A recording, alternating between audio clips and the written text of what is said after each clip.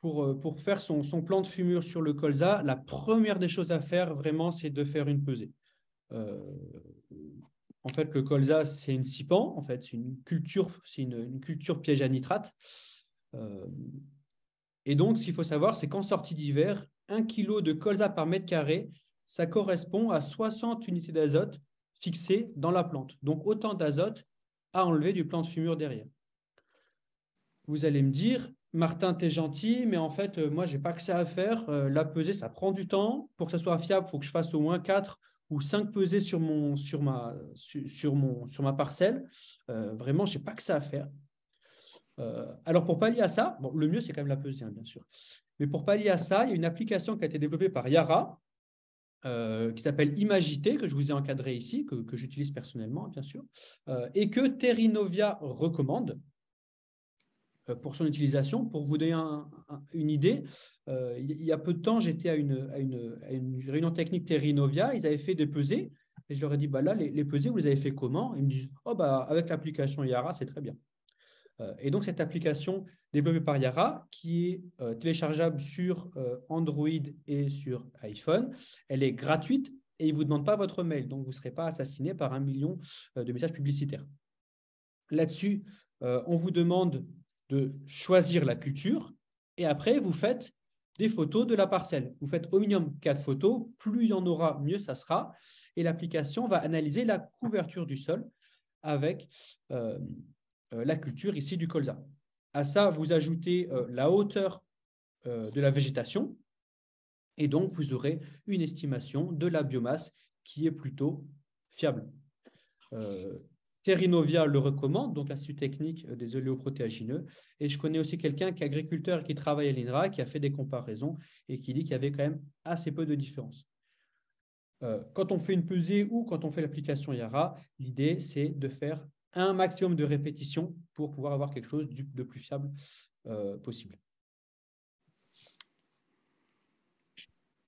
Pour du colza, on va aussi prendre en compte l'effet de l'humus, donc la minéralisation de la matière organique du sol. On a un cas général, une valeur standard de 40 unités, qui est un peu la valeur basse. Et cette valeur va augmenter suivant le précédent, suivant le contexte. Et aussi, ça va augmenter plus il y aura de travail du sol. Ensuite, on peut aussi prendre en compte l'effet organique pour un colza. Je n'ai pas complètement détaillé ces diapos parce que, bien sûr, mon collègue Anthony interviendra plus amplement sur le sujet quand il parlera du choix des matières azotées à apporter. Mais bien sûr, si je fais des apports organiques, je vais les prendre en compte dans mon plan de fumure pour mon colza.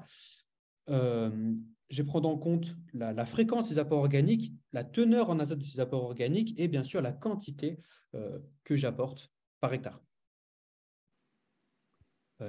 Bien sûr aussi, on prendra l'arrière-effet de la prairie. Par exemple, pour mon colza, si avant l'implantation du colza, j'avais une prairie qui avait aux alentours de 4 ou 5 ans, qui était 100% pâturée, que je détruis avant le semis de mon colza, et ben pour mon plan de fumure, je vais pouvoir compter, par exemple, une quarantaine d'unités d'azote. Donc, un petit exemple de ce que ça peut donner comme calcul. J'ai mon colza, moyenne olympique des 5 dernières années, 35 quintaux. Excusez-moi, un besoin en azote au quintal qui est de 7 unités. Donc, je fais 7 fois 35. Ça fait un total de 245 unités d'azote. Là-dessus, j'ai la rétention par le sol, c'est-à-dire de l'azote qui est réorganisé en permanence. Donc, encore une fois, ça dépend de la profondeur du sol et du type de sol. Donc là, j'ai pris la valeur de 30 unités, qui est un peu la valeur standard pour simplifier un calcul. Mais je vous donnerai le tableau avec les types de sol et la profondeur de sol et la rétention qui en découle. Donc, j'ai mes besoins de 245 unités, ma rétention de 30 unités. J'ai donc un besoin total de 275 unités d'azote. C'est vraiment ce que la plante a besoin pour pouvoir, à minima, faire ce rendement. Mes besoins, mon côté de la balance, donc on va s'intéresser à mes fournitures, l'autre côté de ma balance. Donc, je fais mes reliquats azotés, ce qu'on a parlé. Donc, on va considérer qu'ils ont été faits de manière fiable. Et donc, j'ai 40 unités. À ça, j'ai mis en place dans mon colza des plans de campagne qui se sont bien développés. Terre Inuvia nous apprend que des plans de campagne qui se sont bien développés et qui ont été détruites par le gel ou par un passage d'herbicide, ça correspond à une fourniture d'azote de 30 unités. C'est une valeur qui est fiable. Il y a eu plusieurs thèses de doctorat qui ont été faits dessus et il y a eu un grand nombre d'essais qui sont venus corroborer ce résultat. Encore une fois, c'est quelque chose qu'on vous fournira. Les graphiques et les essais là-dessus, si ça vous intéresse, on vous le fournira après la vision. À ça, on ajoute la pesée du colza, 65 unités par kilogramme. J'ai fait ma pesée de colza de manière homogène. Je suis à 1,5 kg d'azote de colza au mètre carré, soit 98 unités d'azote à l'hectare. Et j'ajoute à ça la minéralisation de mon humus, bien sûr. J'ai mon humus qui minéralise dans mon sol. Donc, je fais mon addition. 30, 40 plus 30 plus 40 plus 98. J'ai donc une fourniture de 298 unités d'azote. Attendez, j'ai fait une erreur dans mon calcul. Il y a une erreur dans C'est mon 198, calcul. Ouais, 100...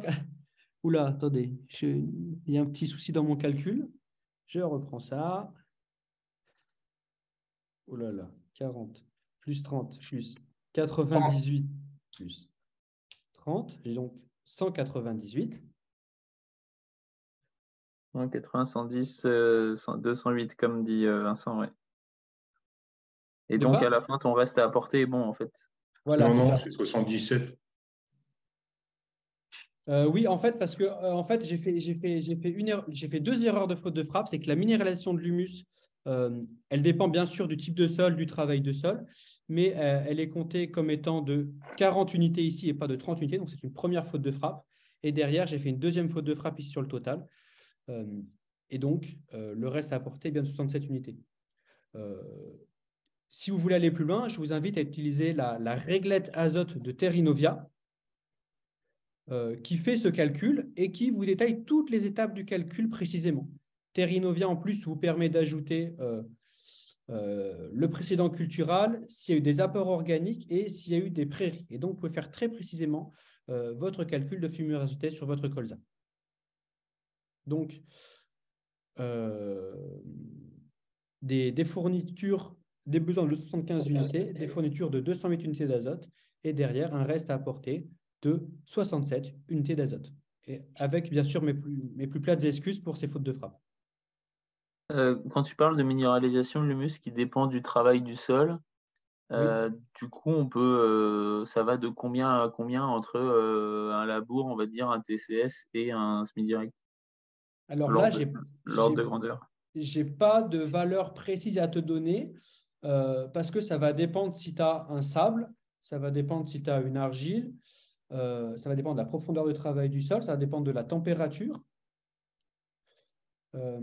Et ça va dépendre aussi de la densité de ton colza, c'est-à-dire que plus tu auras des plantes denses sur ton sol, plus tu auras ce qu'on appelle un priming effect, donc une minéralisation forcée et donc une minéralisation qui va augmenter. Et ça va aussi se croiser au taux d'humus, bien sûr, dans ton sol, et si tu as un humus plutôt récalcitrant ou labile. Pour calculer ça de manière très simple, il y a sur le site Wikiorea ce qu'on appelle la calculette agro, et vous renseignez votre type de sol, votre taux de matière organique, et ça vous donne une première estimation de la minéralisation. Les 30 unités, c'est vraiment la valeur standard, tout type d'agriculture confondue. Et donc, pour répondre précisément à la question, il n'y a pas encore assez d'essais qui ont été faits avec répétition vis-à-vis de conservation des sols long terme et bien faite, comparé à des disciplines techniques en travail du sol, pour pouvoir donner une règle générale. Il y a des tableaux qui existent et ça, je peux vous les fournir. Elle s'appelle comment la calculette? Donc, c'est sur Wikiorea et pour moi, ça s'appelle l'agro-calculette. Je vous remettrai le lien, je me note. Hein.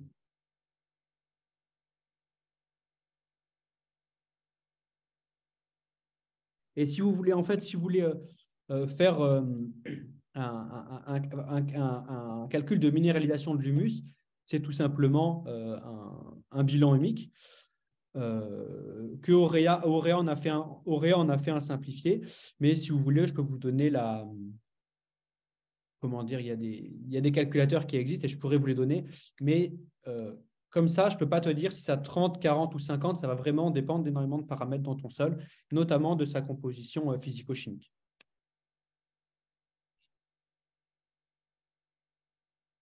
OK jusque-là?